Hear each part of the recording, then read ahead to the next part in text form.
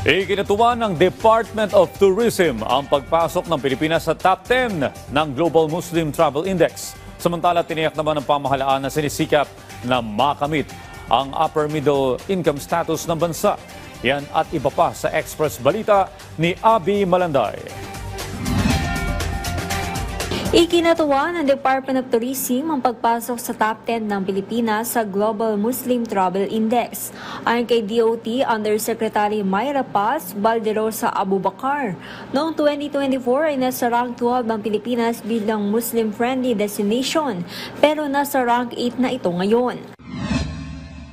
Hinihikayat ang Bureau of Internal Revenue ang kooperasyon ng publiko na isumbong sa kanilang opisina kapag may mga napagbilhan silang gamot na nagpapataw pa rin ng 12% value-added tax. Naglayag sa West Philippine Sea ang aircraft carrier ng Estados Unidos na USS George Washington. Kasabay nito nagsagawa rin ng flight operations tampok ang iba't ibang eroplano kung saan ipinakita ang pag-take off at paglapag sa naturang Nimitz-class nuclear-powered aircraft carrier ng US Navy.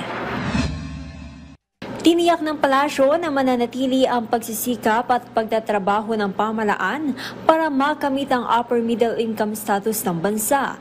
Sagot yan ng Malacanang sa naging report ng World Bank kung saan nananatili ang bansa na nakakategorya bilang lower middle income.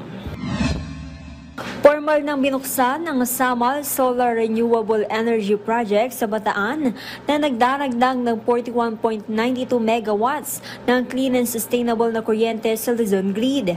Ayon sa Department of Energy, magbibigay ito ng hindi lang power kundi pati ng trabaho at kaunlaran sa komunidad.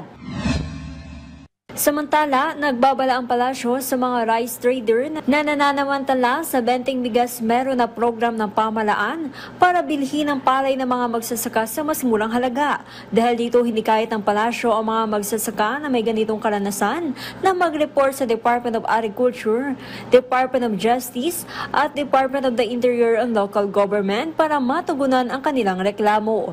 Abby Malanday para sa Pambansang TV sa Bagong Pilipinas.